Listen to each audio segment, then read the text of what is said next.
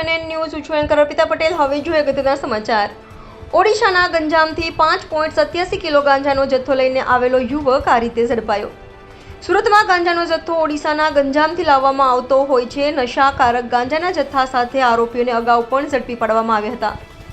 જો કે છેલ્લા થોડા સમયથી ટ્રેનની જગ્યાએ અન્ય રસ્તે ગાંજો શહેરમાં ઘુસાડવામાં આવતો હોવાનું સામે આવ્યું હતું.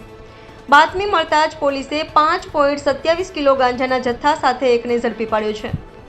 બાતમીના આધારે સચિન GIDC પોલીસ સ્ટેશનને મળેલી બાતમી મળી હતી. સચિન તલંગપુર રોડ ઉપર આવેલી કૌશલ પાર્ક સોસાયટીના રૂમમાં માદક પદાર્થો હોવાની ચોક્કસ બાતમી હતી, જેના આધારે પોલીસે રેડ કરી હતી, જેમાં 5.870 ગ્રામ ગાંજો મળ્યો હતો, જેની અંદાજે કિંમત ₹5,27,000 જેટલી થાય છે.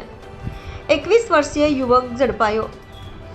પકડાયેલ આરોપી વિકાસ કિશોર ગોડા 21 વર્ષની ઉંમરનો છે. તે ઓડિશાનો રહેવાસી છે. હાલ પોલીસે વિકાસને કોણે મોકલ્યો હતો તથા તે કોને આ ગાંજો આપવાનો હતો તેને લઈને વધુ તપાસ હાથ ધરવામાં આવી છે.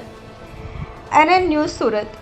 દર્શક મિત્રો, તમારી આસપાસ બની રહેલી અવનવી ઘટનાઓ વિશે જાણવા માટે NN ન્યૂઝને લાઇક કરો, શેર કરો, સબસ્ક્રાઇબ કરો અને બેલ આઇકન પ્રેસ કરો, જેથી આપને નોટિફિકેશન્સ મળતી રહે.